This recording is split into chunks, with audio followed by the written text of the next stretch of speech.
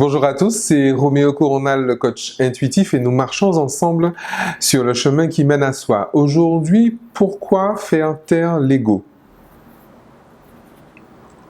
C'est une question que je me pose depuis plusieurs années, parce qu'en fait, j'entends un discours de la part de coachs, d'enseignants, y compris d'enseignants spirituels et d'enseignants spirituels pour lesquels j'ai une vraie admiration et un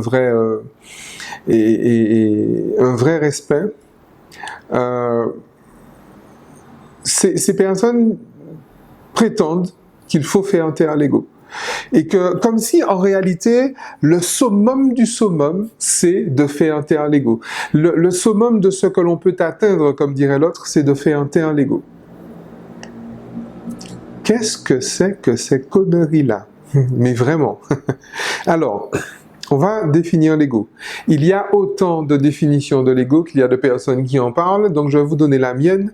Mais quelle que soit la définition que vous donnez de l'ego, ma position reste exactement la même.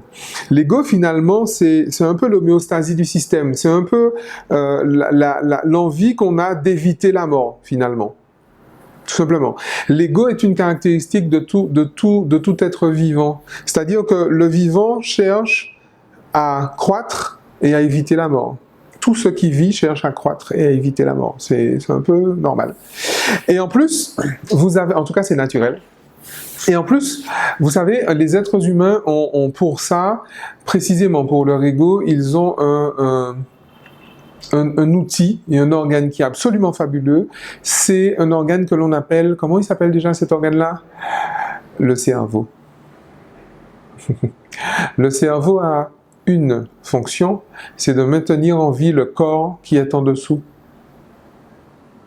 Le corps dans lequel il se trouve, d'accord?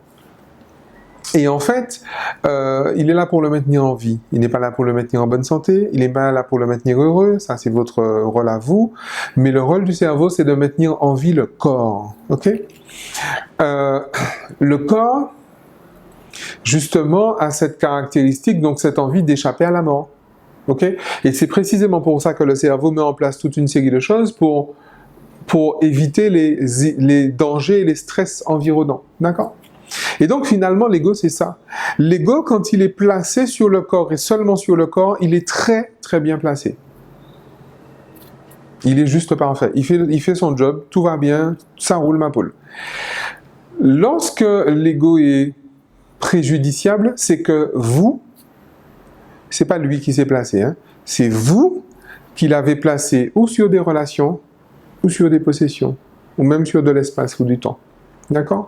Ça veut dire quoi, placer l'ego sur une possession, par exemple? Ça veut dire, si je ne possède pas ça, je n'existe pas. Ça veut dire quoi, placer son ego sur une relation? Ou si je possède ou si je ne possède pas, d'accord? Placer l'ego sur une relation, si je n'ai pas telle relation ou si j'ai telle relation, je n'existe pas. Donc je veux absolument avoir cette relation pour exister et je veux absolument ne pas avoir cette relation pour exister. Alors bien évidemment pour exister aux yeux de quelqu'un d'autre. Blessure narcissique quand tu nous tiens. Si je n'ai pas tel espace, je n'existe pas. Le temps, c'est pareil. Ok?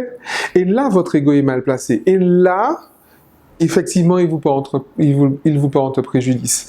L'ego, on parle souvent d'égoïsme, bien évidemment. Et encore une fois, voici encore une illustration, comme s'il en fallait une autre, de l'absolue nécessité de faire la distinction entre le moi et le soi. Lorsque vous dites « je », qui est-ce qui parle? Le moi ou le soi? Qui vous êtes vraiment, votre soi authentique, ou qui vous devez être, le personnage fictif, superficiel et suradapté que vous avez construit, y compris le moi émancipé, comme disent d'autres, ou le moi choisi, comme dirait David Lefrançois. Lorsque vous vous identifiez à quelque chose qui est extérieur à vous, je vous rappelle que votre corps physique est déjà à l'extérieur de vous-même. Histoire de vous faire un petit rappel pratique et sympathique. Lorsque donc vous vous identifiez à votre corps, par exemple. Lorsque vous vous identifiez à justement ou que vous vous positionnez même par rapport à cet ego. Parce que l'ego est une caractéristique du corps. Donc votre ego est déjà à l'extérieur de vous-même. D'accord? Lorsque vous vous identifiez à ça, effectivement, vous souffrez. Et c'est normal. C'est mécanique. Et en fait, en vrai, je vais vous dire quelque chose. Faire taire l'ego, alors c'est curieux parce que souvent les gens qui parlent de faire taire l'ego, je vous ai dit, c'est des enseignants spirituels, c'est des gens qui sont dans une démarche alternative, soi-disant. Mais en fait, faire taire l'ego, c'est un peu une démarche en fait allopathique. Vous vous en rendez pas compte, mais c'est une démarche symptomatique. Parce que si je dois faire taire l'ego, je suis en train de dire que finalement mon mal-être vient de quelque chose d'extérieur à moi, mon mal-être vient de ce que l'ego me dit. Mais en fait, en vrai, les gars, pourquoi on ne pourrait pas tout simplement ne pas l'écouter? Ça pourrait être sympa aussi. Parce que l'ego me parle, ben, il me donne un point de vue, c'est juste un point de vue. Et comme tous les points de vue, c'est un point de vue. Et comme tous les points de vue, il est stupide, il est dangereux, et dans le même temps, il est évident.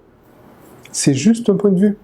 Ce qui va changer dans mon expérience de vie, c'est justement quel point de vue j'adopte. Mais c'est juste un point de vue. Donc pourquoi est-ce qu'il faudrait que je fasse taire des points de vue pour me sentir heureux? C'est quoi le délire là dans l'histoire? Et vous savez, il y a encore un autre truc là qui me gêne dans cette histoire-là, c'est que si quelque chose qui est à l'extérieur de moi, si de quelque chose qui est à l'extérieur de moi dépend finalement mon bien-être, ben, j'ai abandonné ma liberté. C'est même pas que je l'ai perdu, c'est que je l'ai laissé tomber.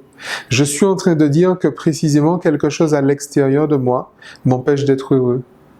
Et bien évidemment, pour ces personnes-là, le summum du summum, c'est mon ego qui m'empêche d'être éveillé, c'est mon ego qui m'empêche d'ascensionner. Mais les gars, si vous voulez ascensionner, vous allez ascensionner avec votre ego, qu'est-ce que vous croyez? Il est en plus, il y a un truc qui me gêne en fait, c'est cette faculté qu'on a de partir en guerre contre des ennemis. C'est un truc impressionnant. De partir en guerre contre des ennemis, en plus des gens qu'on a décidé, des choses dont on a décidé que c'était des ennemis, mais en plus c'est des choses qu'on a trouvées là. Parce que je ne sais pas si vous vous rendez compte, mais votre ego, vous l'avez trouvé là.